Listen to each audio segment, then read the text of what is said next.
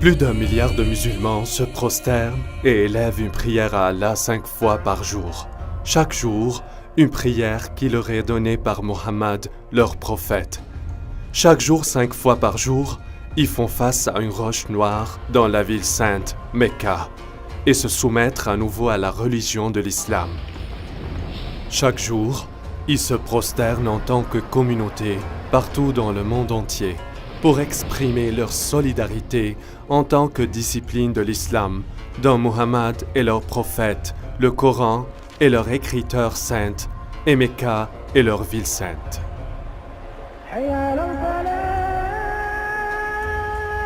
Cependant, comme les découvertes archéologiques commencent à pointer vers une histoire différente, qu'ils étudient sérieusement et qui s'opposent aux vérités autour de la fondation de l'islam, s'ils ont raison, quelles seront les implications de cela sur les musulmans aujourd'hui? Nous avons des moyens à notre disposition qui n'ont jamais été disponibles auparavant.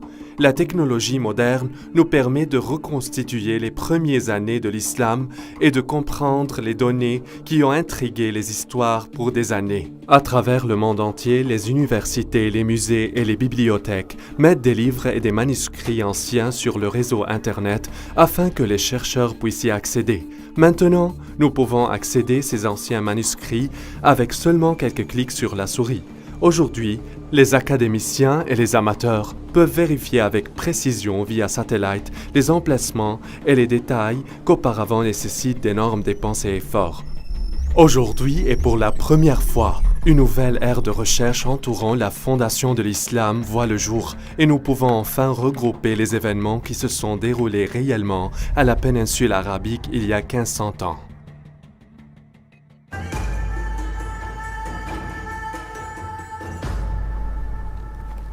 L'écrivain et l'historien Dan Gibson a vécu la majeure partie de sa vie au Moyen-Orient. Il a fait des recherches profondes concernant les peuples et les endroits dans l'ancien monde avant l'islam. Je suis venu la première fois en Arabie au début de mes vingtaines et j'ai passé plus que 30 ans à découvrir tous les coins de cette partie formidable et étonnante du monde et regrouper des preuves d'une nouvelle théorie radicale que je pense va changer notre compréhension de l'histoire. Des années d'études et de recherches m'ont permis de conclure que le lieu d'apparition de l'islam n'est pas celui que les historiens réclament et que dans les premiers écrits islamiques se trouvent des preuves et des références qui révèlent la vérité du mystère de la vénérable Mecca. En 2002, j'ai eu l'occasion de participer à une conférence sur les études nabatéennes organisée ici par l'université Al-Hussein bin Talal. Lors de la conférence, j'ai eu l'occasion de discuter avec les grands archéologues de l'Arabie saoudite et de la Jordanie. Je leur ai demandé spécifiquement sur l'enregistrement archéologique de la Mecca. Bien qu'ils ne désirent pas dévoiler leur identité ou bien en parler, ils ont avoué qu'il n'y avait aucun registre archéologique à la Mecca avant 800 ans après Jésus-Christ. Je m'attendais vraiment à ce qu'ils défendent la légende, qui dit que la Mecca était une ville fortifiée, pleine de maisons, de jardins, d'édifices publics et des temples, et ils ont dit non, il n'y avait rien de tout ça. Saviez-vous que le nom Mecca est mentionné une seule fois dans tout le Coran?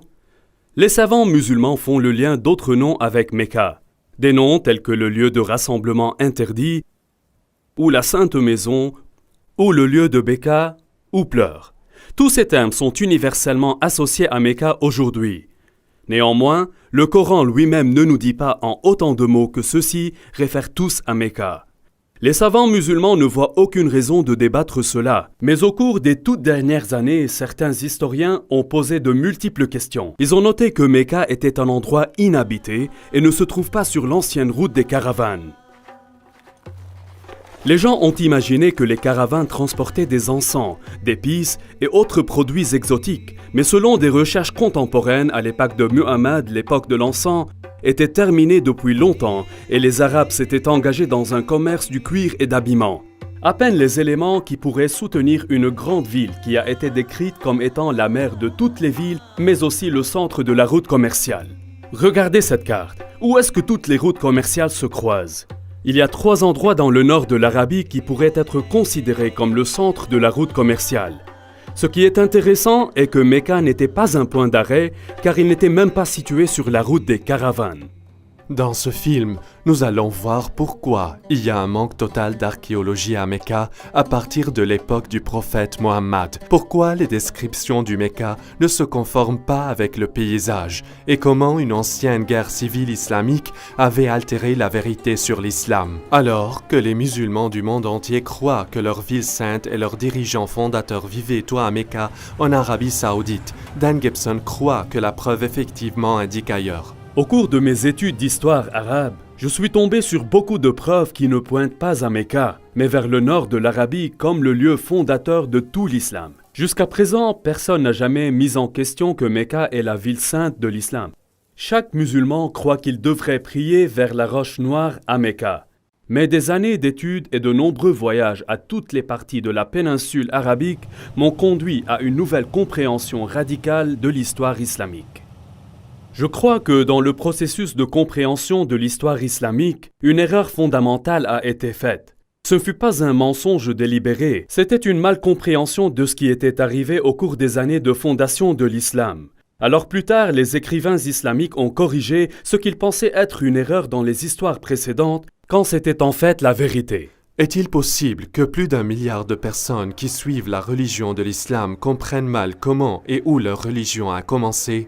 Et si c'est le cas, quelles implications cette preuve a sur le musulman moyen qui veut suivre les instructions de son prophète Mohammed?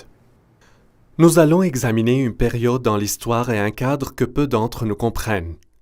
Pendant des siècles, les histoires du monde classique et les empires du Moyen-Orient ont été discutées, mais peu d'effort a été donné à l'histoire de l'Arabie. Cette ignorance est vraie, pas seulement de l'Ouest, mais aussi des Arabes eux-mêmes. Le prophète Mohammed est né en 570 après Jésus-Christ, dans un temps et lieu que peu de gens savent aujourd'hui. Son grand-père et son père étaient des marchands nabatéens, et Mohammed lui-même a épousé une femme marchande. Un jour, Mohammed méditait dans une grotte et un ange le visitait. L'ange lui a enseigné des paroles de louange à Allah.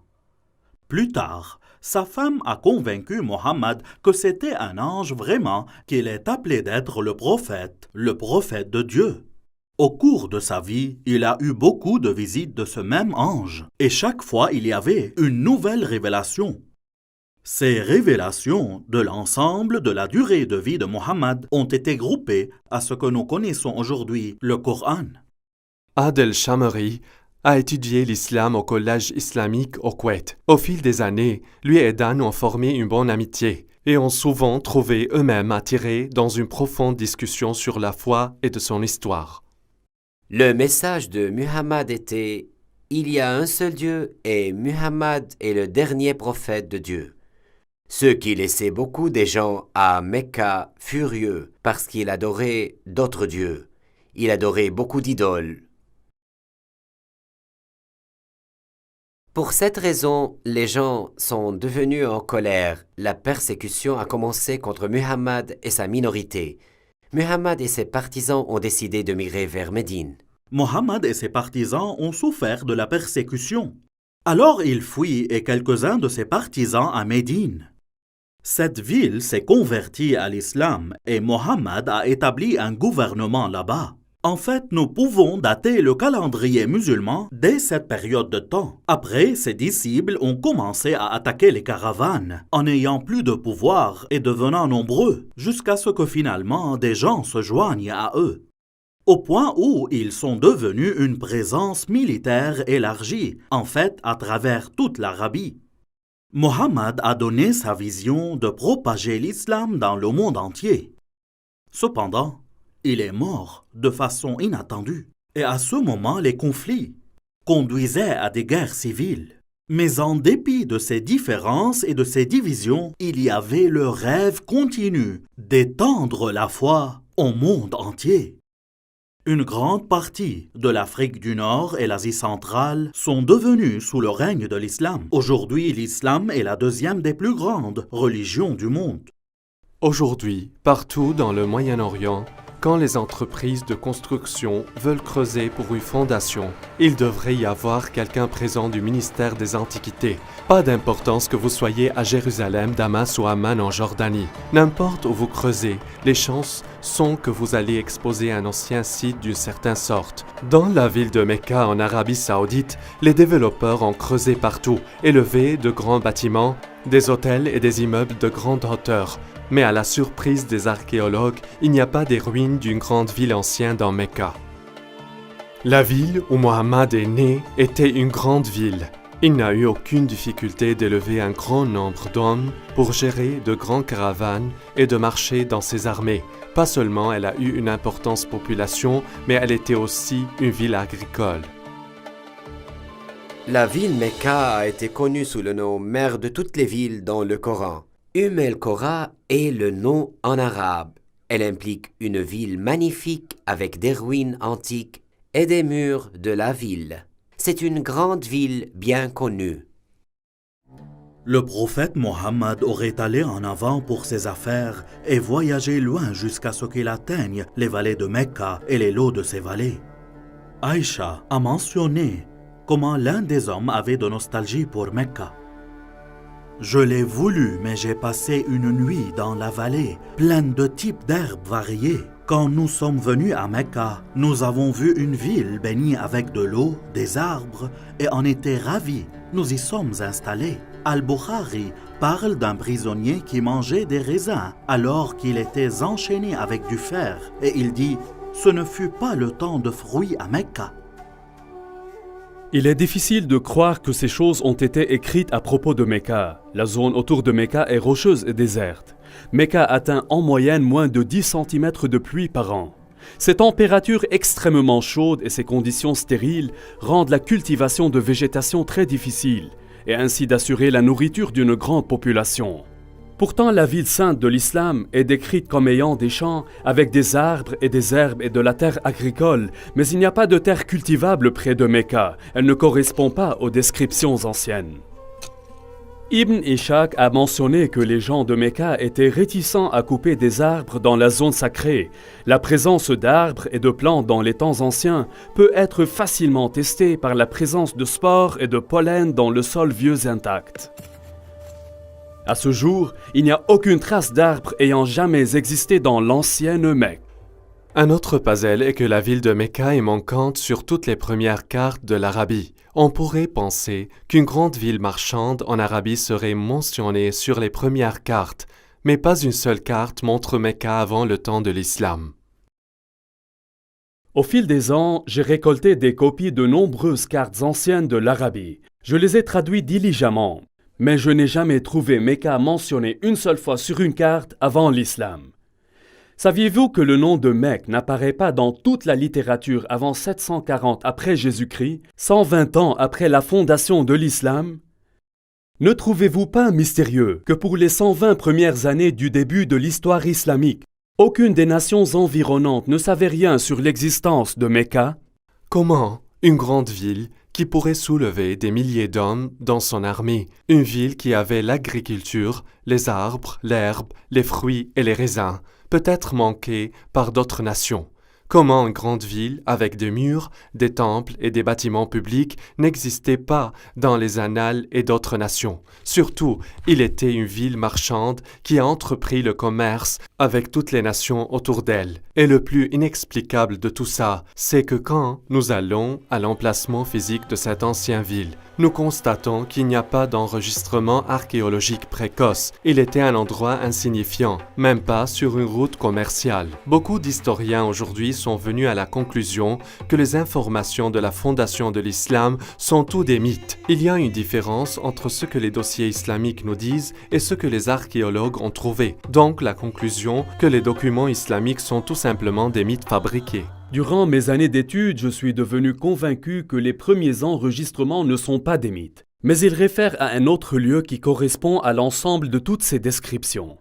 Personnellement, je crois que Muhammad est né et a grandi dans un autre endroit, et que les musulmans font face à la mauvaise direction quand ils prient. Selon l'histoire islamique communément admise, la Kaaba était un sanctuaire majeur dans la ville de Mecca et le point d'attraction du pèlerinage en Arabie. Un bon point de départ pourrait être d'étudier les pèlerinages avant la fondation de l'islam. Comme l'historien Tabari a enregistré, il y a deux types de pèlerinage. Le Hajj et la Umrah. Le grand pèlerinage et le petit pèlerinage. Le grand-père de Muhammad s'habituait à effectuer la Umrah avant l'islam. Cet Umrah avant Mohammed était à un moment où le pèlerinage arabe aura eu lieu à un endroit connu sous le nom de lieu rassemblement interdit. Cet emplacement a occupé plusieurs idoles païennes. Ces noms étaient présents avant l'islam. Et les musulmans utilisent les mêmes noms aujourd'hui. Ces noms sont de l'extérieur. Ils ne sont pas islamiques.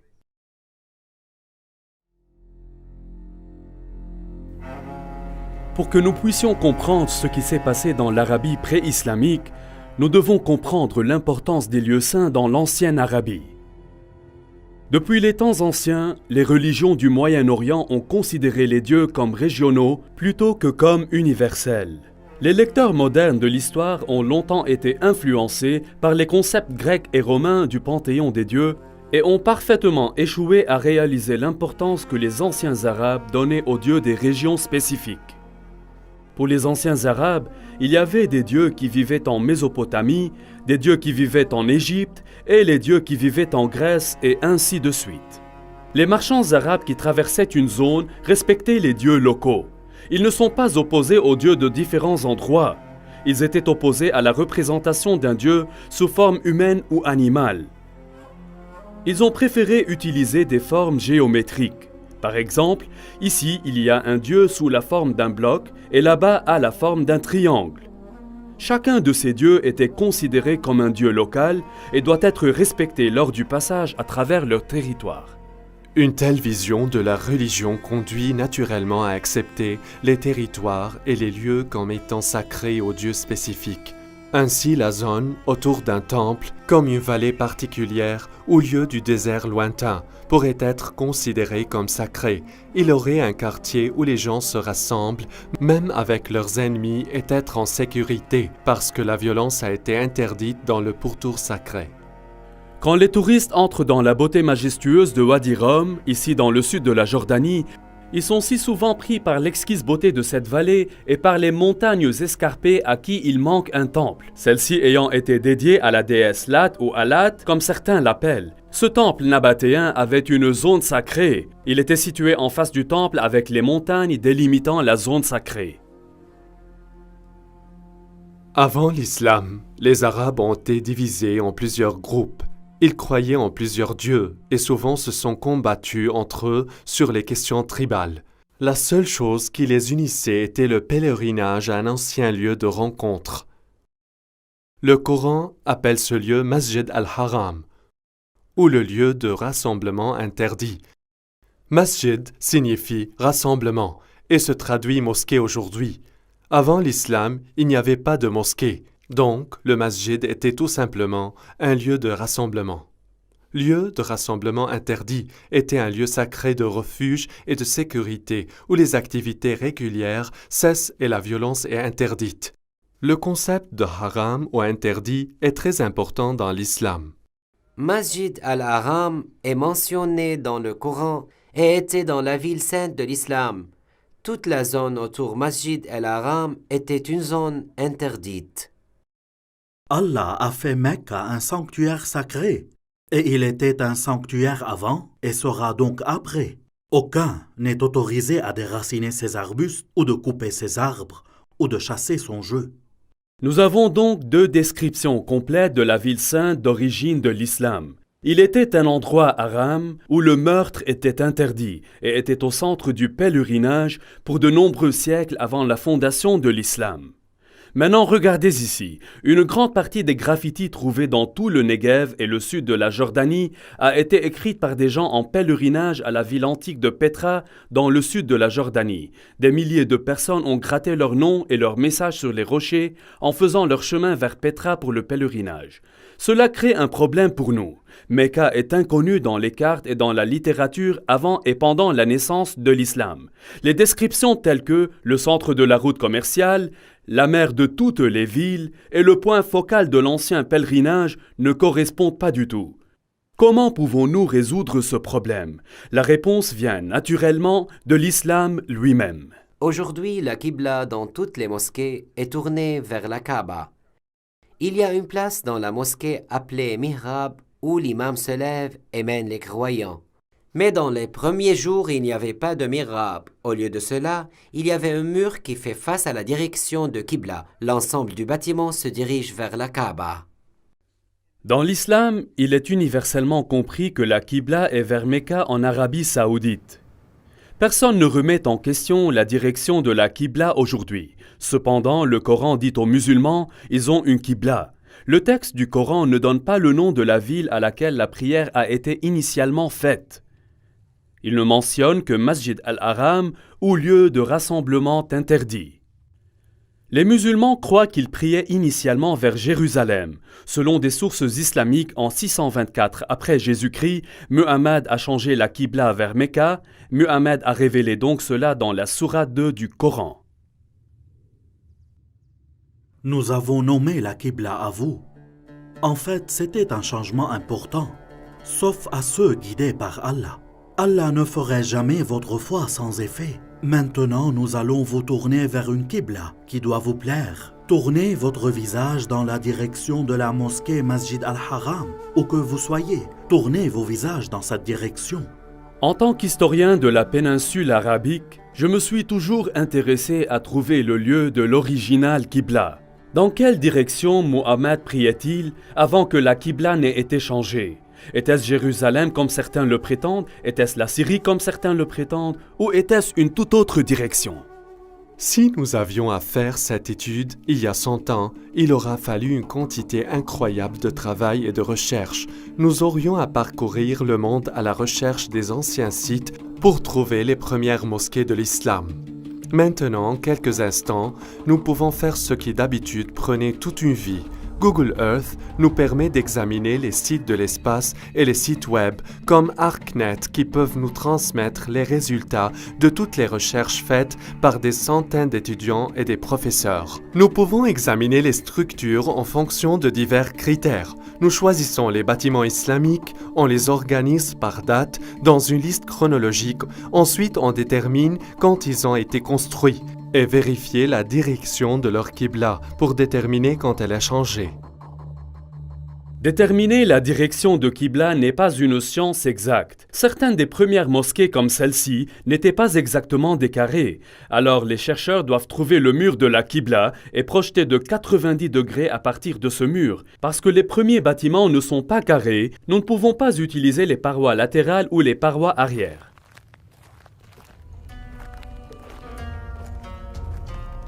Ceci est le mihrab d'une ancienne mosquée. Les premiers Arabes déterminaient la direction de Qibla en utilisant les étoiles et ils étaient très précis. La meilleure façon de déterminer la direction de Qibla est de visiter les mosquées et d'utiliser un système de positionnement global. Pas chaque précoce mosquée peut être utilisée pour cette étude. Beaucoup d'entre elles étaient totalement reconstruites en prolongation, si bien qu'il ne soit plus du tout possible de déterminer la direction originale de leur Qibla. Toutefois, un certain nombre de mosquées survivaient. Par exemple, il y a une mosquée appelée la mosquée des dieux Qibla à Médine. L'histoire de l'islam nous dit que celui qui menait les prières dans cette mosquée même lui a été dit du changement de la Qibla. Ainsi, il s'est retourné et a commencé à prier vers Mecca. La question est, à quoi il faisait face initialement? Les musulmans ont une réponse toute prête, en direction de Jérusalem. Aujourd'hui, la mosquée des deux Qibla fait face à Mecca, mais en 1987, la mosquée a été complètement démolie afin d'être reconstruite. Au cours du processus de construction, l'ancienne fondation a été révélée et ils ont découvert qu'il y avait un mur de la Qibla qui faisait effectivement face au nord, généralement vers Jérusalem. Et donc les musulmans croyaient initialement que la Qibla est vers Jérusalem. Il y a un moyen simple afin de mettre ça en test. Si nous revenons aux premières mosquées qui ont été construites où nous pouvons identifier leur direction de prière, nous pouvons les tracer sur une carte et voir si leurs lignes se convergent. Elles pointent vers les directions différentes. Elles pointent toutes vers Jérusalem. Elles pointent toutes vers un autre lieu. Après la mosquée des dieux Qibla en Arabie Saoudite, il y a 11 autres mosquées survivantes que nous pouvons examiner. Celles-ci sont situées en Chine, Égypte, le sud de la Jordanie et le Liban, le centre de la Jordanie, le Yémen, Israël, Irak, Jérusalem, la Cisjordanie et enfin le Liban. Si nous suivons l'ordre dans lequel elles ont été construites, la deuxième mosquée survivante a été construite à Guangzhou en Chine. Guangzhou est le nom moderne pour ce qui était connu par la ville de Canton. Lorsque Marco Polo est arrivé à cette ville en 1300 après Jésus-Christ, il a découvert plus de 100 000 commerçants arabes et persans qui y vivaient. Les Arabes faisaient du commerce avec les Chinois pour des centaines et des centaines d'années. Tout cela est bien documenté. Et Abi Waqqas, un oncle de Muhammad, a voyagé en Chine pour une mission commerciale. Et selon les manuscrits chinois, il a construit une mosquée pour les Arabes à Canton en 627 après Jésus-Christ, ou 6 ans après la fondation de l'islam. J'ai examiné personnellement cette mosquée et j'ai utilisé un appareil GPS pour déterminer la direction de Qibla de la mosquée. Ce que j'ai trouvé était surprenant. Cette mosquée ne fait pas face à Mecca. Elle fait face à 12 degrés au nord de Mecca, ce qui signifie qu'elle ne fait pas non plus face à Jérusalem. Sa Qibla passe au sud de Jérusalem. La mosquée suivante a été construite en 641 après Jésus-Christ, environ 20 ans après la fondation de l'islam dans la ville de Fostat, juste à l'extérieur du Caire. Cette mosquée a été reconstruite et agrandie plusieurs fois, de sorte qu'aujourd'hui la fondation d'origine n'est plus évidente. Cependant, une description du plan du sol original de la mosquée a survécu, et les dossiers islamiques nous disent que la première Qibla faisait face à l'est et plus tard a dû être corrigée vers le sud, vers Mecca. Le suivant bâtiment islamique survivant est le palais de Omeyyade, construit ici à Umayma, dans le sud de la Jordanie. Vers 700 après Jésus-Christ ou environ 80 ans après la fondation de l'islam, la famille Abbas a construit ici une grande maison. Cette maison n'avait pas une zone spéciale pour la mosquée, plutôt les croyants s'alignaient ici dans la cour pour la prière. Cette maison a une direction de Qibla, mais pas en direction de Jérusalem. L'année suivante, une nouvelle mosquée a été construite à Baalbek au Liban. Notez que sa Qibla ne pointe pas vers Mecca. Un an plus tard, les Omeyyades construisent un grand lieu impressionnant ici sur la citadelle à Amman en Jordanie. Cette mosquée se dirige vers le sud et Mecca est ici. Après quelques années, en 705 après Jésus-Christ ou 84 ans après la fondation de l'islam, les musulmans ont construit la grande mosquée de Sanaa, dans la capitale du Yémen. Bien que cette mosquée se dirige en général vers Mecca, en fait, elle se dirige un peu à l'ouest de Jérusalem. L'année suivante, en 706 après Jésus-Christ, les dirigeants des Omeyyades musulmans construisent Kirbat al-Minya, un grand complexe de palais en Israël sur les rives de la Galilée. Ce complexe de palais avait une chambre spécifique utilisée comme une mosquée. Selon une inscription mise sur une passerelle, il a été construit 87 ans après la fondation de l'islam par le souverain musulman El-Walid. Ce bâtiment et sa mosquée ne font pas face à Jérusalem. Cette même année, les musulmans ont aussi construit la mosquée Wassit en Irak. À l'origine, les archéologues ont affirmé que cette mosquée faisait face à Jérusalem. Pourtant, d'autres recherches ont montré que ce point de mosquée se dirigeait vers le sud de Jérusalem. La mosquée suivante est la mosquée Al-Aqsa à Jérusalem même. Cette mosquée n'est pas le temple d'Homme, mais plutôt la vieille mosquée au sud de la coupole. Cette mosquée est déjà à Jérusalem, mais elle a aussi un Qibla. Et il ne pointe pas vers Mecca. La mosquée suivante que nous atteindrons a été construite en 724 après Jésus-Christ, 103 ans après la fondation de l'islam. Celle-ci est la mosquée Khirbat al-Mafjar, près de Jéricho, dans la vallée de la Jordanie. Ce palais a été construit près de la fin de la dynastie des Omeyyades. En regardant le plan d'étage, nous pouvons voir que le palais et sa mosquée font face au sud plutôt que vers Mecca. Cette même année, une mosquée a été construite à Anjar, environ 58 km de Beyrouth. Elle a été construite près de la fin de la période omeyyade, et pas plus de 30 ans plus tard, elle est tombée en ruine et a finalement été abandonnée. Comme elle n'a jamais été reconstruite, on peut facilement déterminer la direction de Qibla, qui ne pointe pas vers Mecca ou Jérusalem. Maintenant, nous allons mettre tout cela ensemble sur une seule carte. Le résultat est étonnant. Au cours des 100 premières années de l'islam, 100% de toutes les mosquées survivantes que nous avons localisées jusqu'à maintenant font face à une place dans le sud de la Jordanie plutôt que de Mecca, du nord-sud et ouest. Toutes les mosquées se dirigent vers un seul endroit. Ce n'est pas une petite erreur dans la détermination de la direction de Qibla, car toutes visent spécifiquement un seul endroit. Directement sous ce point se situe l'ancienne ville de Petra. C'est une ville qui est bien connue pour nous aujourd'hui. Elle est un site touristique populaire. Les touristes viennent de partout dans le monde pour admirer les grands temples et les monuments de cette ville.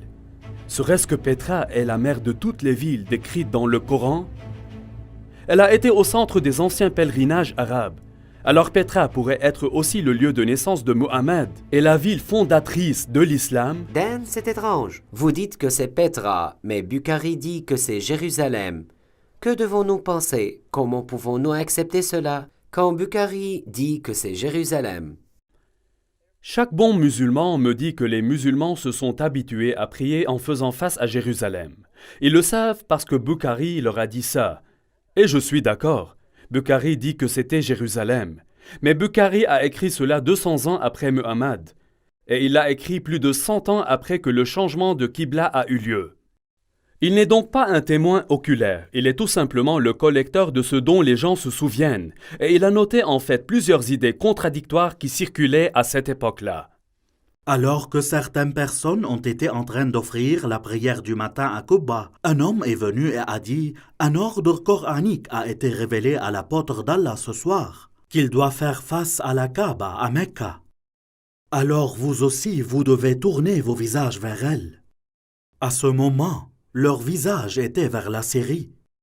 Et en entendant cela, ils se tournèrent vers la Kaaba de Mecca.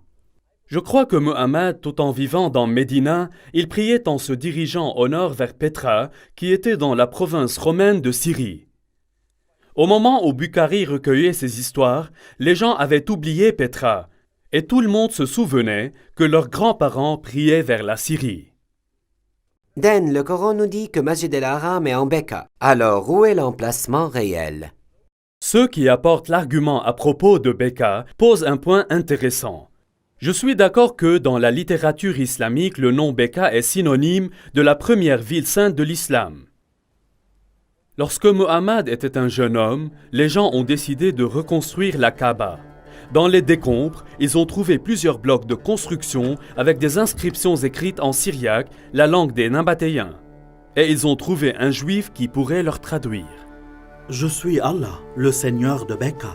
Je l'ai créé le jour que j'ai créé le ciel et la terre, et formé le soleil et la lune, et je l'ai entouré avec 7 pieux anges. Elle se tiendra tant que ces 2 montagnes se présentent comme une bénédiction pour ces gens avec du lait et de l'eau. » Le mot Beka est un ancien mot sémitique qui signifie pleurer ou se lamenter. Si le titre Beka a été attribué à un emplacement, cela voudrait dire le lieu de pleurer. Le nom Beka n'a jamais été utilisé pour Jérusalem. Il n'apparaît qu'une seule fois dans la Bible, dans le psaume 84. Ici, il est utilisé en référence à une vallée de larmes. Mais le Coran parle aussi d'une vallée de larmes où Agar pleurait Ismaël. Le Coran interpose cette histoire dans Beka qui est le premier nom du lieu où la Kaaba a été construite. Certes, cet endroit n'était pas Jérusalem, qui a été une ville construite au sommet d'une montagne et non dans une vallée? Je pense que la réponse est assez simple. Il y avait beaucoup de grands tremblements de terre à Petra, tels que celui de 551 après Jésus-Christ, seulement 19 ans avant que Mohammed ne soit né. On nous dit que lors de ce tremblement de terre, une grande partie de Petra a été détruite. Petra aurait pu être appelée la vallée de Beka parce que beaucoup de personnes ont été tuées au cours de nombreuses années à cause de tous ces tremblements de terre.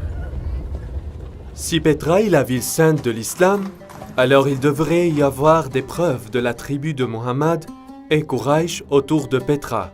Si Dan Gibson peut trouver la tribu de Mohammed, il soutiendra grandement sa théorie que Mohammed était de la région Petra et non de Mecca.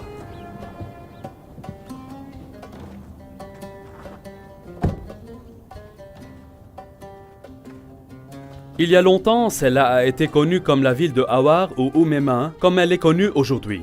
Les archéologues ont découvert une ferme appartenant à la famille des Abbassides et une mosquée construite quelque temps plus tard.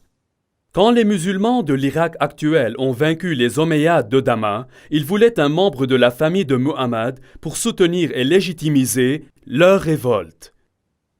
Et alors, ils sont venus ici pour Oumema, 27 000 de Petra. C'était là qu'ils ont trouvé la famille de Muhammad et la tribu Quraysh. Ils ne vont pas à Mecca en Arabie Saoudite ou bien à Médine. Ils sont venus ici, à Oumema, 27 000 à l'extérieur de Petra. C'est là où ils ont trouvé la tribu Quraysh et la famille de Muhammad, pas en Arabie Saoudite. Jusqu'à présent, nous avons découvert que les premières mosquées de l'islam toutes faisaient face à la ville antique de Petra. Mais est-ce que la ville de Petra s'adaptait aux descriptions islamiques de la ville sainte d'origine de l'islam? Il y a une histoire racontée par tous les premiers biographes de Muhammad, qui concerne Abdallah, le père de Muhammad. Un jour, il travaillait dans le champ et venait à la maison avec de la boue sur ses mains. Il va vers sa première femme et dit « Couche avec moi », mais elle a refusé parce qu'il était sale. Alors il est sorti, s'est lavé et est allé vers sa deuxième épouse, Amina. Elle est devenue enceinte et de cette façon, Muhammad est né. Ce qui est important pour nous dans cette histoire est que tous les premiers auteurs ont utilisé le même mot pour la saleté sur les mains d'Abdullah. Ils utilisent tous un mot arabe pour le sol, en particulier le sol d'un terrain ou d'un champ cultivé. Le problème est, il n'y a pas de terre cultivable près de Mecca. Cependant, quand nous arrivons à Petra, nous découvrons que Petra avait l'eau, les champs et les arbres. Selon les archéologues, il y avait des jardins publics et privés, ainsi que l'eau courante était amenée dans la ville par des aqueducs et des pipes en terre. Les archéologues ont décrit les arbres fruitiers, les vignes et les jardins existants dans l'ancienne Petra. Même aujourd'hui, il y a des parcelles de terre cultivées entre Petra et Al-Baïda qui est à 5 km. En analysant le sol antique, les chercheurs ont découvert, il y a seulement 100 années, que les collines autour de Petra ont été couvertes d'arbres comme le chêne, le genévrier, la pistache et la caroube. Non seulement la ville sainte possédait des arbres et des champs, mais elle était aussi une ville fortifiée. Ibn Ishaq dit « Et ils l'ont entouré comme il était à côté de l'un des murs de Mecca ». Maintenant, c'est très déroutant, car Mecca n'avait pas de mur de ville. Certains pensent que peut-être ce fut une maison dans Mecca. Mais Ibn Ishaq dit expressément « les murs de Mecca ». Mais Mecca n'a pas été une ville fortifiée. Alors quoi à propos de Petra? Petra a été construite dans une vallée. De chaque côté de la vallée, il y avait de grandes montagnes avec des falaises. Ces falaises étaient comme les murs de la ville. Ainsi, les habitants de Petra construisent des murs d'une falaise de montagne à une autre falaise de montagne, à la fois de ce côté de la vallée et de l'autre aussi. Donc Petra avait des murs de la ville. Une autre caractéristique distinctive de Petra est qu'elle contient un fleuve très unique. En général, vous avez une vallée avec des montagnes d'un côté et des montagnes de l'autre, et aussi un fleuve qui passe au centre de la vallée. Mais dans ce cas, il y a longtemps, les tremblements de terre ont fissuré ces montagnes, donc il y a une fissure dans cette montagne. L'eau coule dans cette fissure à travers la vallée et sort de la fissure de l'autre côté. Les Nabatéens ont construit une rue à colonnade d'une montagne à une autre montagne. Et à côté, il y avait un cours d'eau de pluie. Allons-y. Dans l'islam, un des devoirs des pèlerins est d'aller 7 fois entre 2 montagnes appelées Marwa et Safa. Ce qui est intéressant, c'est qu'Al-Bukhari nous dit que Muhammad a choisi de faire cette course dans le cours d'eau de pluie entre les 2 montagnes. Mais il y a des problèmes. Safa et Marwa sont juste de petites roches. Aujourd'hui, ils sont logés à l'intérieur du bâtiment de la mosquée. Comme vous pouvez le voir sur ce dessin, il n'y a pas un cours d'eau de pluie entre ces 2 rochers. Mais ici, à Petra, la description s'applique exactement d'une montagne à l'autre. Il y a 4 passages dans le bassin de Petra. Puisque Petra est dans une vallée, on peut y entrer de chaque extrémité de la vallée. Au cours de l'année de la conquête de Mecca, le prophète est entré dans Mecca de sa partie supérieure. Mais il y avait aussi d'autres moyens d'entrer à Petra. Les anciens documents nous disent qu'on pourrait entrer et sortir à la ville sainte d'une fissure dans les roches. En arabe, on appelle cela un thaniya. Al-Bukhari le mentionne plusieurs fois. L'apôtre d'Allah utilisait pour entrer Mecca la haute Thaniya et utilisait pour quitter Mecca la basse Thaniya. Le prophète avançait jusqu'à ce qu'il atteigne la Thaniya à travers laquelle on peut aller vers eux. Ce sont les gens de Quraysh. Il y a 2 Thaniya comme entrée. L'une d'elles est le fameux Sikh que les touristes passent à travers pour entrer dans la ville.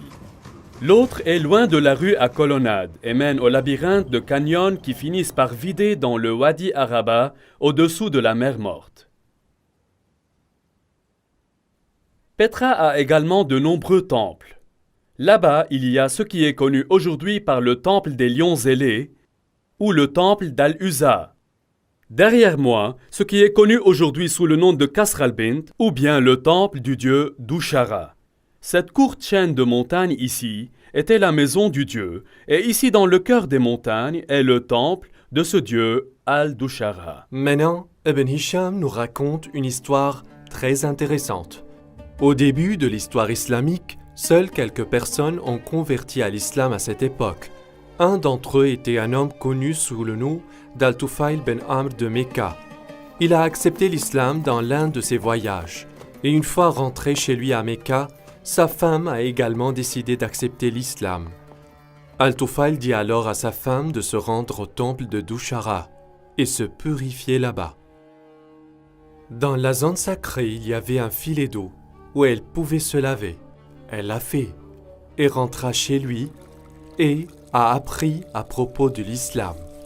Est-ce que cette histoire a eu lieu à Mecca, qui est loin d'un millier de kilomètres, où il n'y avait pas de temple jusqu'à Dushara, ou bien a eu lieu ici même à Petra? Si cela est vrai, alors le temple de Dushara est là. Elle aurait dû descendre dans ce temple, se laver et ensuite rentrer chez eux.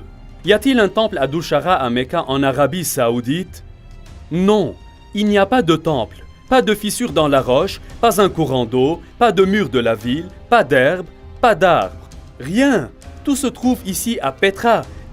Et pour les 100 premières années, toutes les mosquées dans tout le monde islamique visent ici, Masjid al-Haram, lieu de rassemblement interdit ici, à Petra. Il n'y a aucune autre ville dans le monde qui s'adapte si parfaitement à cette description. Al-Khattab avait tellement harcelé Zayed et l'a forcé à se retirer dans la partie supérieure de Mecca et s'est arrêté dans la montagne de Hira, face à la ville. Il est très intéressant de prendre en compte que la montagne Hira est située dans la partie supérieure de Mecca. Si vous allez à Mecca aujourd'hui, la grotte de Hira ne fait pas face à la ville. Mais ici à Petra, la partie haute de la ville se trouve au nord de la rue à colonnade et la partie basse de la ville se trouve au sud de la rue à colonnade. En effet, la ville a été divisée en deux par la rue à colonnade. Si Petra est la ville sainte de Mecca, alors la grotte où Muhammad a reçu sa première révélation devrait être située là. Les anciens documents disent que la grotte fait face à la ville. et qu'elle est très basse puisque Muhammad a essayé de grimper et de se jeter par-dessus.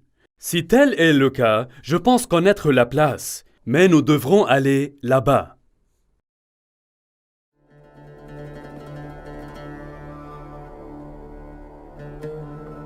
Ici, dans cette grotte, nous pouvons voir qu'il y a beaucoup de différents dieux-blocs.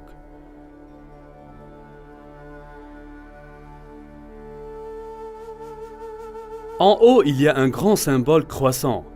Ceci est juste le genre de caverne où les jeunes hommes allaient pour contempler le sens de la vie. Les descriptions et l'emplacement de cette grotte sont tous comme les documents anciens décrivent, juste à l'extérieur de la ville. L'entrée fait face à la ville et la preuve que les gens ont passé beaucoup de temps ici dans le culte et la méditation. Je pense que ce lieu est l'un des plus saints pour tout l'islam. Et il est ici, à Petra. Le Coran ordonne tous les musulmans à faire face au lieu de rassemblement interdit quand ils prient. Maintenant, le lieu de rassemblement interdit n'était pas un bâtiment, il était beaucoup plus que cela. Il fut une grande zone marquée avec des pierres spéciales. Ces pierres ont marqué la frontière autour de la zone sacrée. C'est interdit de tuer à l'intérieur de cette zone, même les oiseaux. Maintenant, quel genre de pierre auriez-vous besoin pour marquer une telle zone? Si vous aviez seulement de petites pierres rondes, elles seraient perdues parmi les autres pierres du désert. Elles devaient être les plus grosses pierres, et il devrait y avoir quelque chose de spécial à leur sujet dont vous saviez avec certitude que ce fait la limite de la zone sacrée. Aujourd'hui à Mecca, il n'y a pas des roches de frontières. Les historiens ont longtemps pensé à quoi se ressemblent ces pierres marqueurs. Mais ils semblent avoir été perdus dans les années qui se sont écoulées depuis. On peut être qu'elles n'étaient jamais là.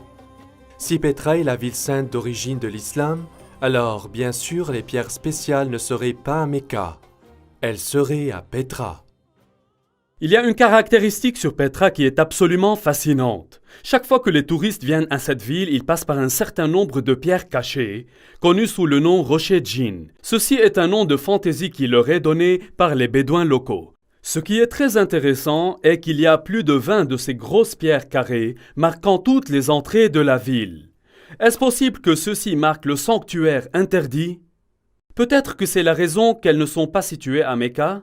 Si c'est vrai, alors Masjid al-Haram ou le sanctuaire de rassemblement interdit aurait été situé ici. Et si elle se trouvait ici, alors la Kaaba aurait été située ici aussi. Mais elle ne l'est pas, parce qu'un homme nommé Ibn Zubayr l'a déplacée. Jusqu'à présent, dans ce programme, nous avons examiné la direction de la prière que les musulmans à l'origine faisaient face. Comme nous l'avons vu, toutes les mosquées construites au cours des 100 premières années de l'islam pointent vers Petra. En utilisant les deux mosquées dans la citadelle d'Amman, Dan Gibson a déterminé les années approximatives du changement de la direction de Qibla. Est-ce que l'histoire islamique nous donne des indices quant à la raison pour laquelle la direction de la prière avait changé? Si l'on regarde dans l'histoire islamique à ce moment précis, nous nous trouvons face à face avec la deuxième guerre civile islamique. De nombreuses guerres ont eu lieu dans l'islam. Il y avait des guerres civiles après la mort de Muhammad. Pour cette raison, il y a des chiites et sunnites aujourd'hui dans l'islam. Les Omeyyades, qui étaient sunnites, ont triomphé et gouverné Damas. À cette époque-là, le gouverneur dans la ville sainte était Abdallah ibn Zubayr.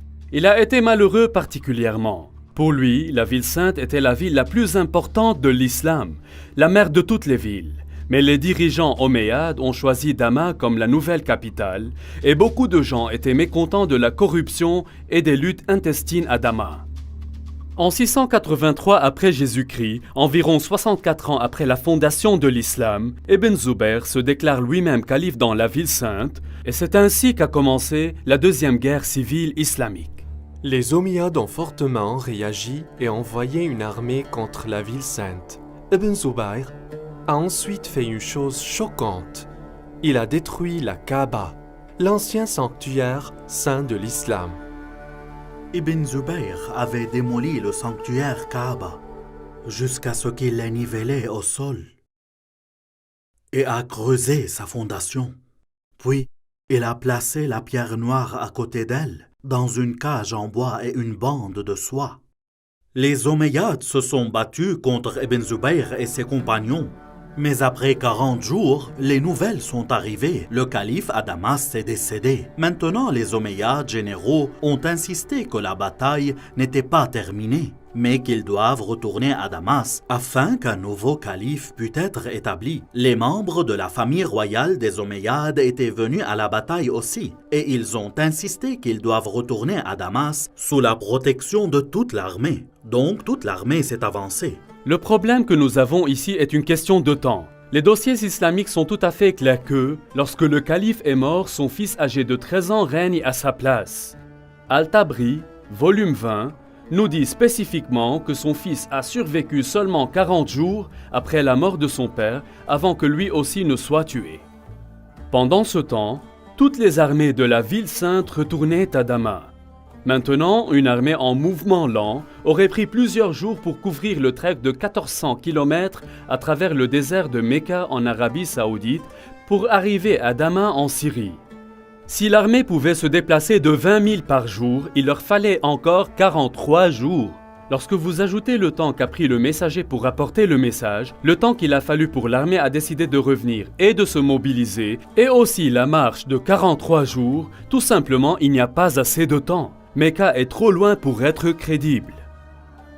Toutefois, si la ville sainte était Petra, les distances seraient toutes considérablement réduites. Ce problème de distance empoisonne encore et encore l'histoire islamique. Mecca, en Arabie Saoudite, est tout simplement trop loin pour être compatible avec la plupart des contes dans l'histoire islamique au début. Maintenant, avec l'accalmie dans la guerre, Ibn Zubayr a eu le temps de reconstruire ses défenses et préparer le retour de l'armée omeyyade. Je voudrais vous montrer quelque chose. Voici quelques volumes de l'histoire de l'islam d'Al-Tabri. Al-Tabri a réussi à collecter une quantité massive de matériel et il a écrit à propos de ce qui est arrivé au cours de chaque année de l'histoire islamique. Il a consacré des chapitres entiers, parfois même 2 chapitres à chaque année, mais quelque chose d'étrange s'est vraiment passé. La fameuse bataille pour la ville sainte se déroule sur plusieurs années, mais l'an 70 de l'histoire islamique est d'une grande et réelle importance. Remarquez qu'Al-Tabri a écrit 15 pages décrivant ce qui s'est passé en l'an 69, et 27 pages décrivant ce qui s'est passé aussi en l'an 71. Mais où est l'année 70? Regardez ceci. À propos de l'année 70, Al-Tabri écrivait seulement quelques lignes de texte. N'a-t-il pas trouvé plus d'informations sur cette année, ou est-ce plus tard que les éditeurs ont censuré cette année du dossier d'Al-Tabri? Seulement quelques lignes, mais ce qu'il enregistre nous donne quelques détails existants et croustillants. Il nous dit que Mus'ab ibn Zubayr, apparemment un frère de Abdallah, apporte des équipements à la ville sainte. Est-ce que ces équipements étaient des matériels militaires? Non, il dit qu'il a amené beaucoup de chevaux et de chameaux. Je crois que c'était l'année où les disciples d'Ibn Zubayr se déplaçaient au sud de Petra, dans les déserts de l'Arabie, pour trouver un endroit où ils pourraient tenir contre les forces omeyyades. Tous les détails de cette année ont été retirés de l'histoire d'Al-Tabri, mais nous savons qu'ils ont obtenu beaucoup de chevaux et de chameaux, ce qui n'aurait eu aucun autre but que de déplacer un grand nombre de personnes hors de la ville. Cette accalmie dans la guerre a continué l'année suivante, afin qu'Ibn Zubayr profite de la pause pour entreprendre un projet religieux. Il a décidé de reconstruire la Kaaba. Mais Al-Tabri ne nous racontait pas où la nouvelle Kaaba a été construite. Était-ce à Petra ou bien dans un tout nouvel emplacement plus sûr loin de Mecca? Je crois que la nouvelle Kaaba a été construite en Arabie Saoudite et que la roche noire a été déplacée pour la sauvegarder. Donc même si Ibn Zubayr a perdu la ville sainte, il avait encore la roche et une nouvelle Kaaba. Après qu'un nouveau calife a été établi, l'armée omeyyade se retournait. Cette fois, l'armée était plus grande et les Omeyyades ont apporté de grandes armes de guerre avec eux. Parmi eux, une machine de lancement en pierre appelée Manjanik. La guerre entre Ibn Zubayr et Al-Hajjaj a eu lieu durant 6 mois et 17 nuits dans le creux de Mecca. Yusuf ibn Mahak dit « J'ai vu la Manjanik avec des pierres lancées. Le ciel tonnait et s'éclairait, et le bruit du tonnerre et de la foudre dépassait celui des pierres, de sorte qu'il les a couvries.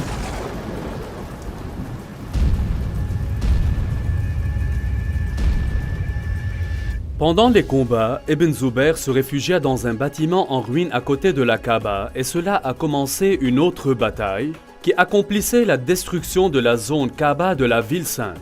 Finalement, Ibn Zubayr a perdu la bataille, mais la cause a été reprise par ceux dans la ville de Médine, en Arabie Saoudite, et dans la ville de Kufa, en Irak.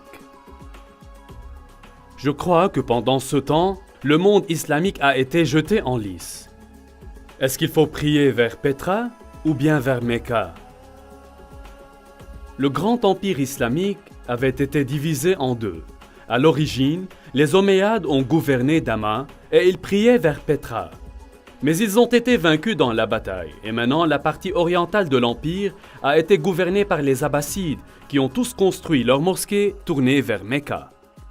C'était exactement pendant ce temps-là que nous voyons un changement dans la construction de la mosquée.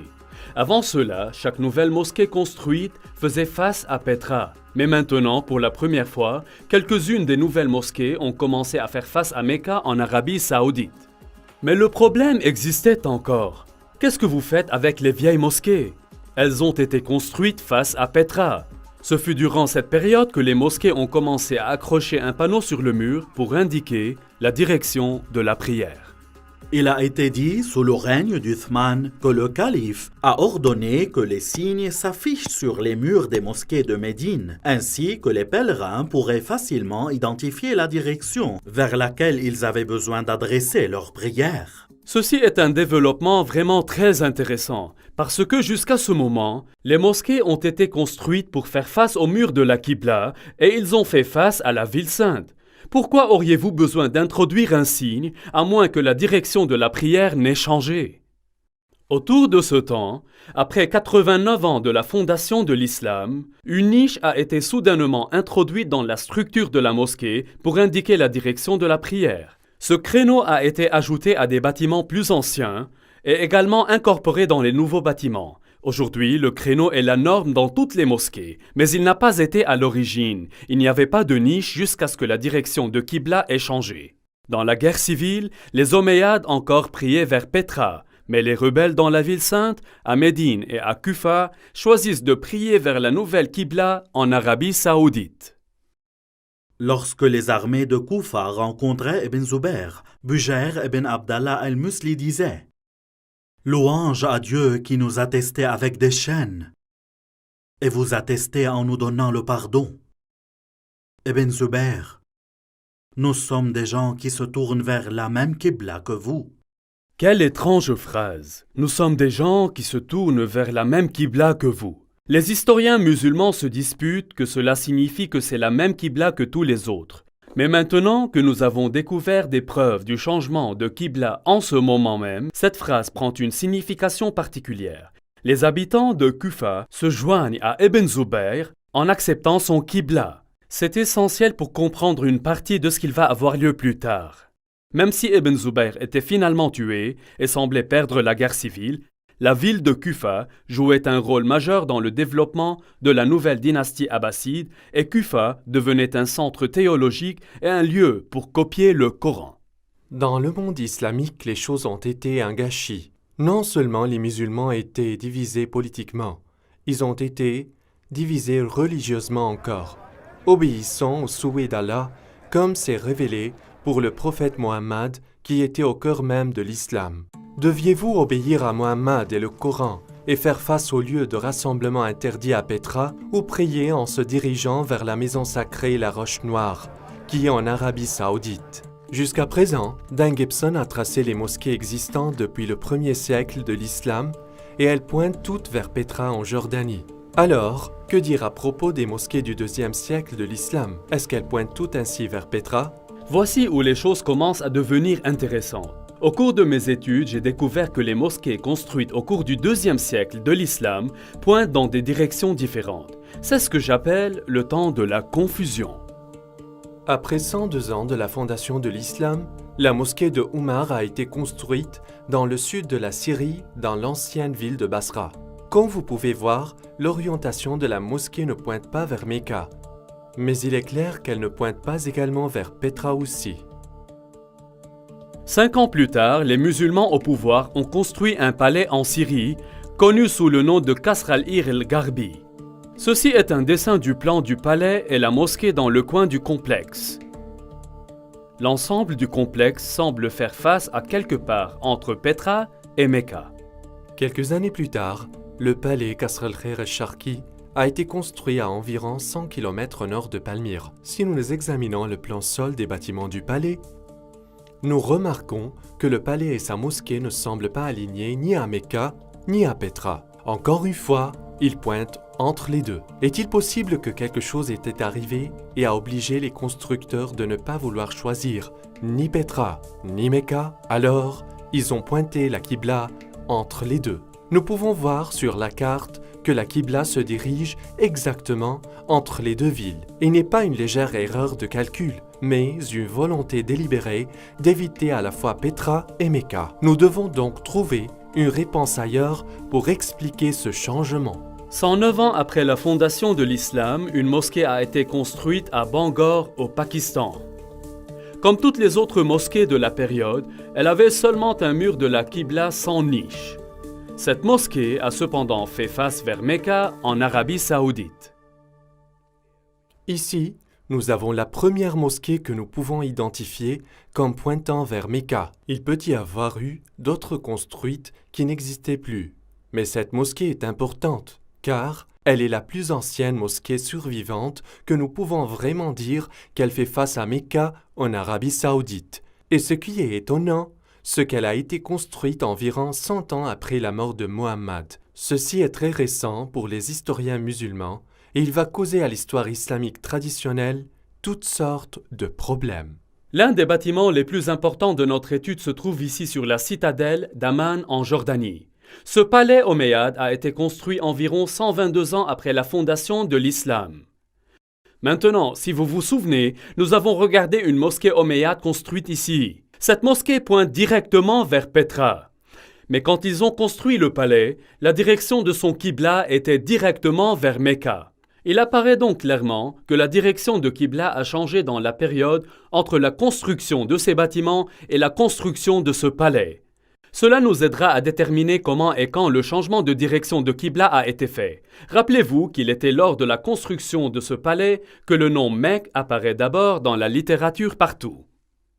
Ce qui est étrange est que Mecca n'a pas été mentionné toutes ces années ni dans les livres de la littérature ni dans les livres islamiques. Elle n'a été mentionnée que lorsque le changement de la Qibla a été fait. Ceci est une chose très étrange. Les gens se demandent de la raison. Elle devrait être mentionnée dans les livres et les histoires islamiques, mais elle n'a pas été mentionnée que lorsque la Qibla a été changée. Cela est très étrange. La grande mosquée suivante a été construite à 32 km au sud d'Amman en Jordanie. Celle-là a été connue comme le palais et la mosquée Mashta, et il a été construit en 743 après Jésus-Christ. Comme vous pouvez le voir, il était un très grand et impressionnant palais omeyyade, avec la mosquée située dans la partie sud de la structure, en face de Petra. En effet, l'ensemble du complexe fait face à Petra.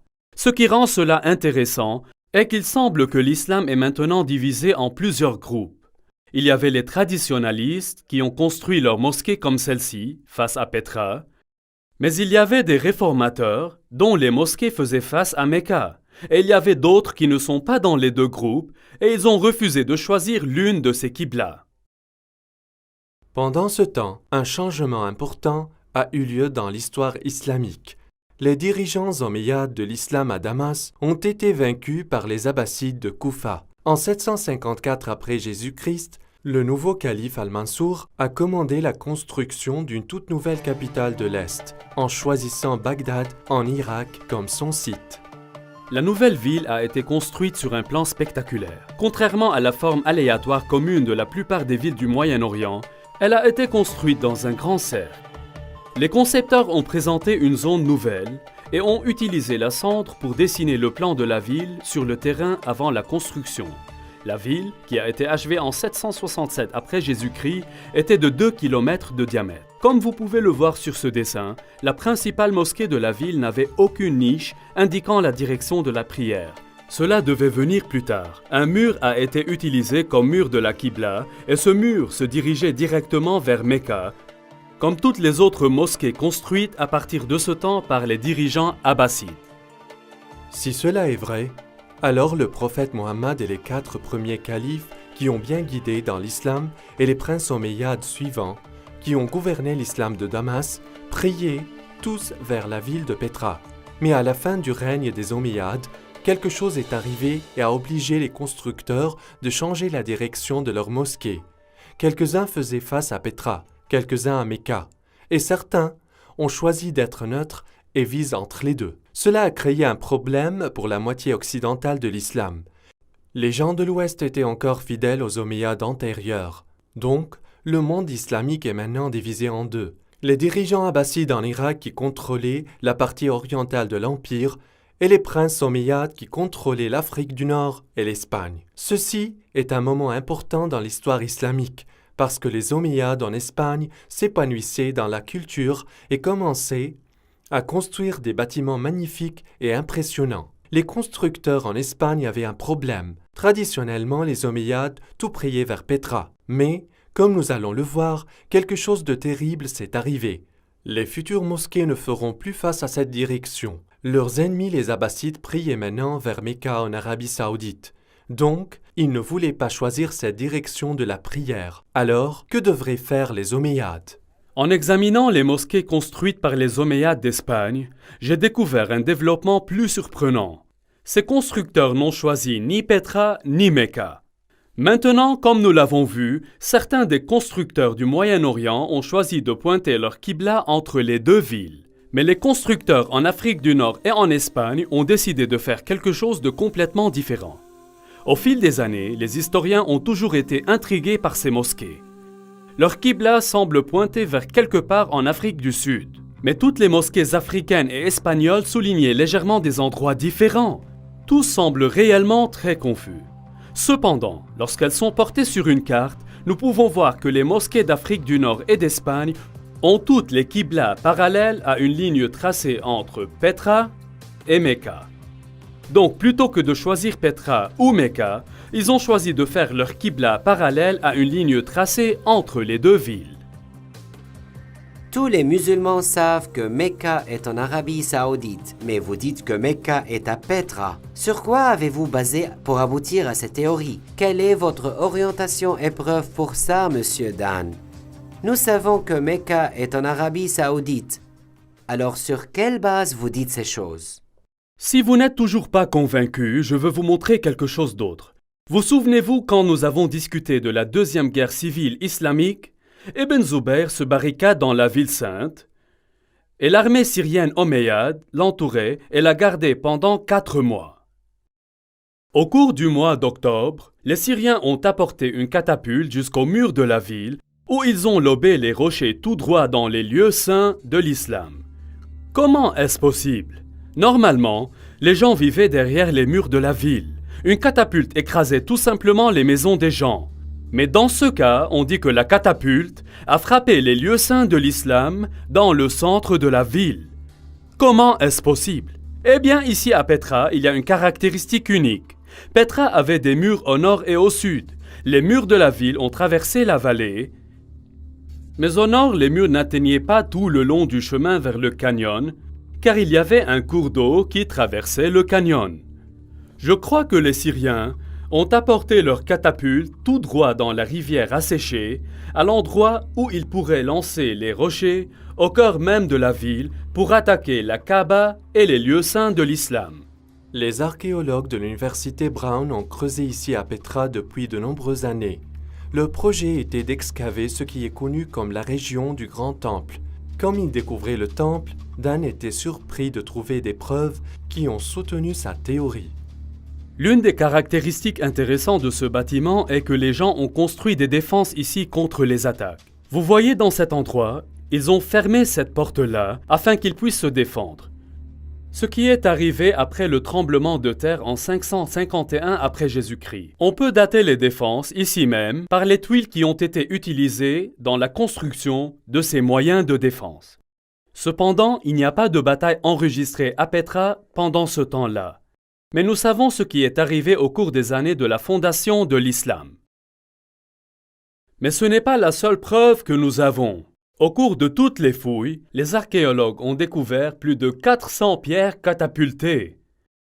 Ces pierres sont enterrées à peu près au bon endroit et aussi au bon moment. Ceci est une indication forte et évidente que la bataille non seulement a eu lieu ici, mais aussi que dès le début, la première Kaaba était proche de cet endroit. Donc, l'islam a été divisé entre les traditionalistes et les réformateurs. Les traditionalistes ont prié en direction de Pétra en Jordanie, et les réformateurs ont prié vers Mecca en Arabie saoudite. Et d'autres délibérément choisissaient une voie médiane. Comment vont-ils un jour résoudre ce dilemme? Pétra, la ville de pleurs, a subi une calamité fatale. Des tremblements de terre ont secoué la région de Pétra en détruisant les bâtiments, temples et maisons. Les dégâts ont été tellement mauvais que la ville n'a jamais été reconstruite à nouveau. La preuve de cette première Kaaba est disparue maintenant. Les pierres catapultées ont détruit une grande partie et Ibn Zubayr a détruit le reste. En 712, un tremblement de terre a détruit le barrage qui détournait l'eau autour de Pétra. Donc les eaux de crue durant les années ont annulé toutes les preuves qui restaient. Donc, avec la mémoire de Pétra disparaissait de vue, les chroniqueurs de l'histoire islamique ont écrit peu de Pétra et 150 ans plus tard, ils n'ont jamais mentionné le nom de nouveau. Dans le temps, les souvenirs de ces deux endroits se sont fusionnés en un seul, celui de Mecca en Arabie saoudite. À partir de ce temps, tous les Qibla faisaient face ici. Ce ne fut que lorsque les outils archéologiques modernes, photos satellites et Internet ont permis aux historiens, universitaires et aux chercheurs du monde entier de récupérer une image différente. Ceci est une chose étrange. C'est la première fois que j'en ai entendu parler. Voulez-vous vraiment que les musulmans y croient cela? Pourquoi n'est-il pas écrit dans la littérature islamique ou enregistré dans les livres d'histoire? Vous dites que les musulmans ont oublié, intentionnellement oublié. Comment n'est-il pas mentionné? C'est étrange. Afin de comprendre les événements qui ont influencé l'écriture de l'histoire islamique, nous devons effectivement reconnaître plusieurs choses.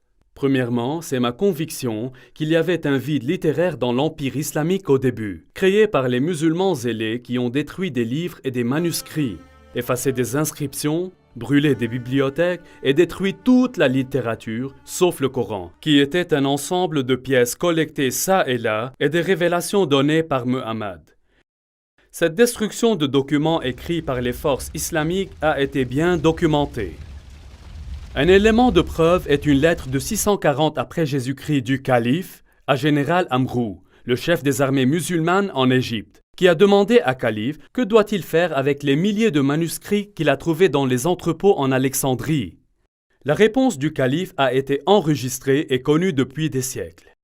En ce qui concerne les livres que vous avez mentionnés, voici ma réponse. Si leur contenu est en conformité avec les révélations d'Allah, nous pouvons le faire sans eux. Car dans ce cas, les révélations d'Allah sont plus que suffisantes. Si d'autre part, ils contiennent de la matière non conforme aux révélations d'Allah, il n'y a aucune nécessité de les préserver. Procédez ensuite et les détruire.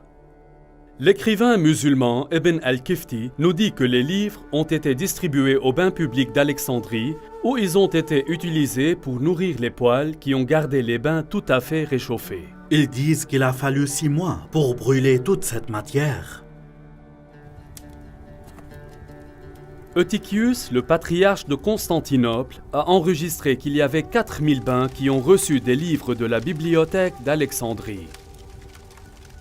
Cette combustion de livres, pourtant, n'a pas commencé en Égypte, mais 4 ans plus tôt, en Perse, les armées de calife Omar ont rencontré les armées perses dans la bataille de Qadisiyah en l'an 636 après Jésus-Christ. Au début de janvier 637, l'avant-garde musulmane a atteint la périphérie de Ctésiphon et mis le siège devant la ville pendant 2 mois. Finalement, la ville est tombée et les musulmans l'ont prise. Pendant les combats, les palais et la bibliothèque de Ctésiphon ont été délibérément brûlés. En fin de compte, le seul livre qui a réussi à survivre en Arabie était le glorieux Coran. En ce qui concerne l'histoire du Coran, les historiens ont lutté. Il semble que la grande partie du Coran a été retenue de manière orale plutôt que sous forme écrite. Alors que les Arabes avaient une grande mémoire et avaient la capacité de conserver l'intégralité du Coran, la rétention des matériaux dans une tradition orale souffre de plusieurs difficultés. Tout d'abord, la précision des souvenirs des personnes concernées doit être parfaite et pointilleuse. Dans le cas du Coran, des arguments ont surgi sur des divers versets, comment ils doivent être rendus et s'ils doivent ou non être inclus dans l'ensemble. Ensuite, le problème du transfert de toutes les connaissances des savants aux novices est souvent une mission difficile. Dans le cas du Coran, la plupart des hommes qui ont mémorisé les paroles de Muhammad étaient aussi des guerriers. Comme c'est souvent le cas, les guerriers meurent dans la bataille et leur connaissance du Coran périt avec eux.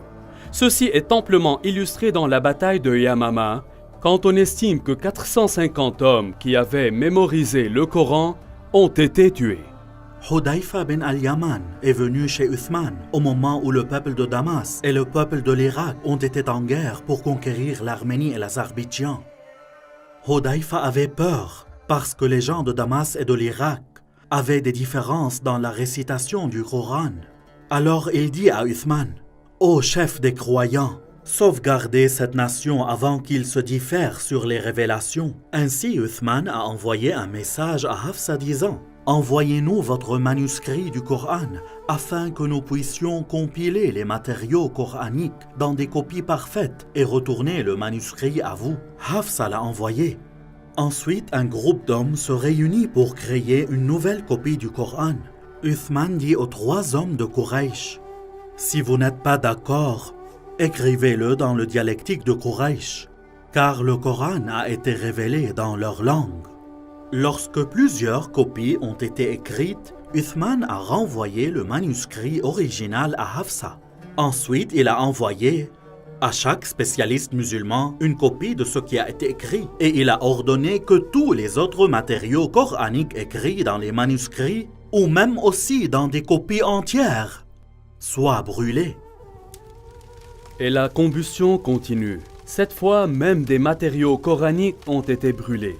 Mais ça n'a pas empêché les disputes sur ce qui devrait ou ne devrait pas être inclus dans le Coran. Lorsque les nouveaux Corans sont arrivés dans les différentes provinces, les gens ont fait valoir contre eux.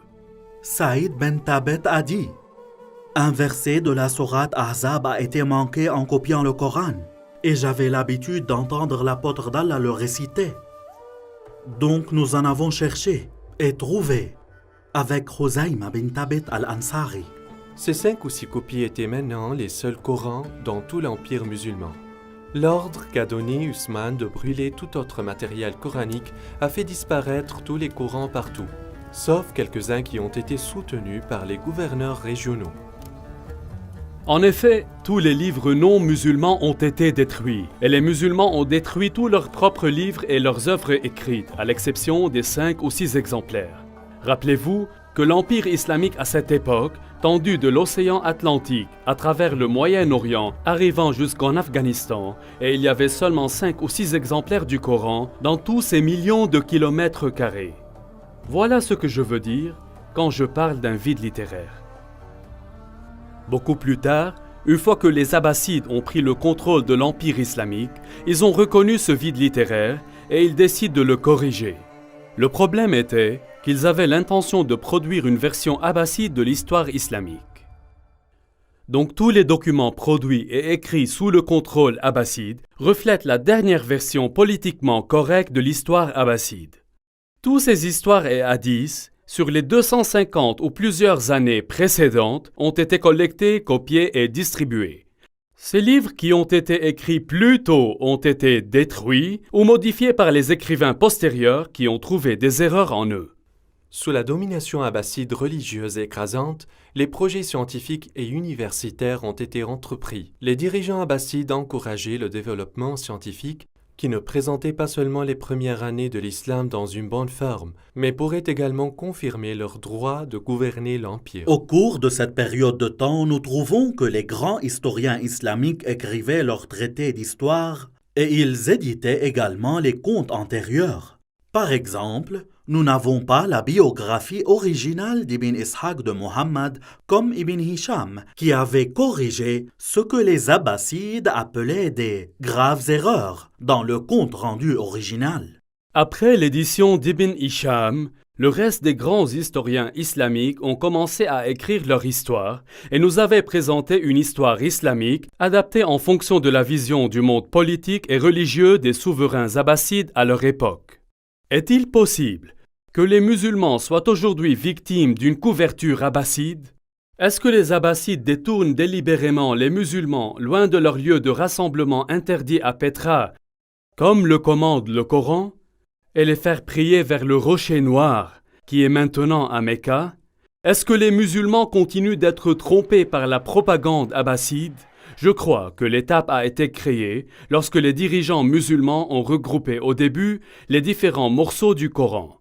Le problème n'a pas été la collection, mais la destruction de tout ce qui s'opposait à leur point de vue.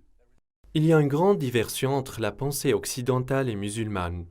Dans la pensée occidentale, les manuscrits postérieurs sont moins fiables car ils ont des copies de copies. Nous devons revenir auparavant à la source car elle est plus précise. Les musulmans, d'autre part, pensent que les manuscrits antérieurs sont moins fiables et que les manuscrits ultérieurs les remplacent. Même dans le Coran, les révélations ultérieures remplacent ou annulent les révélations antérieures. Une fois que vous autorisez le concept de l'abrogation, vous vous laissez à accepter toutes sortes de changements. Si les Abbassides manipulaient l'histoire, étaient-ils allés aussi loin avec la falsification du texte du Coran? Par exemple, comment le nom Mecque se trouvait dans la sourate 48? Abu Bakr, le successeur où Mohammed a fait la première compilation de matériel coranique. Ousmane, qui l'a suivi, a utilisé cette collection et y a rajouté du matériel. Les historiens nous disaient que même après Ousmane avait compilé son Coran, les gens se souvenaient encore plus des versets que Mohammed avait révélés. Chaque fois qu'un nouveau Coran était fait, il a été présenté comme le Coran le plus complet. Les précédents étaient bien, mais les plus récents ont été plus complets, avec beaucoup plus de révélations. Est-ce que les Abbassides ont publié un Coran encore plus complet et y ont mentionné la Mecque? Aujourd'hui, nous avons beaucoup de Corans koufiques abbassides dans les musées, d'Istanbul à Samarcande. Ces Corans ont utilisé le script koufique inventé dans la ville de Koufa. Mais qu'en est-il à propos des anciens Corans écrits par d'autres scripts? J'ai cherché très souvent beaucoup de parchemins coraniques antérieurs, faits et écrits dans le script pré-koufique. Il ne fallait donc pas vraiment être très surpris qu'aucun des éléments pré-koufiques comprenait les versets sur le changement de la Qibla ou bien de la ville de la Mecque. Les historiens m'ont contesté que je sois en train de réécrire toute l'histoire islamique. Je vous assure que je ne suis pas en train de le faire. Je suggère seulement un tout petit changement. Il y a longtemps, la ville sainte de l'islam a été désignée comme Becca. Je crois que c'était un nom utilisé pour la ville de Petra après les tremblements de terre répétés qui ont tué beaucoup de personnes. Après qu'Ibn Zubayr a déplacé la pierre noire de Mecca, les scribes n'avaient qu'à faire un petit changement aux écritures islamiques. En arabe, Becca est écrit comme ça. Il est très facile de changer le B en un M. Observez bien. Voilà tout ce qu'il fallait. Il est pratiquement indétectable au lecteur plus tard. Est-ce que les scribes abbassides corrigeaient une référence antérieure à Becca dans le Coran et la transformaient en Mecque? Je crois que tous les éléments de preuve pointent vers Petra comme étant la ville antique de Becca, le lieu fondateur de l'islam. Toutes les mosquées du 1er siècle de l'islam pointent au lieu de rassemblement interdit à Petra, et toutes les descriptions adaptent Petra, non Mecca. On apprend aux musulmans dans le Coran de prier vers le lieu de rassemblement interdit. Le Coran ne dit absolument rien à propos du rocher noir. Il est clair que, bien que la recherche de Dan Gibson soit enracinée dans l'histoire islamique et il ait une grande affection pour le monde arabe, ces théories sont provocantes pour les musulmans. Comme les religions du monde entier sont supposées de plus en plus prouver la véracité de leurs origines, toutes les religions doivent envisager des recherches sérieuses qui les trouvent difficiles.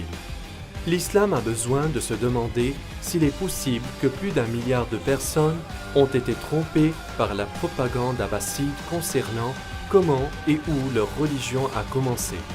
Et si c'est vrai, quelles sont les conséquences aujourd'hui sur le moyen des musulmans?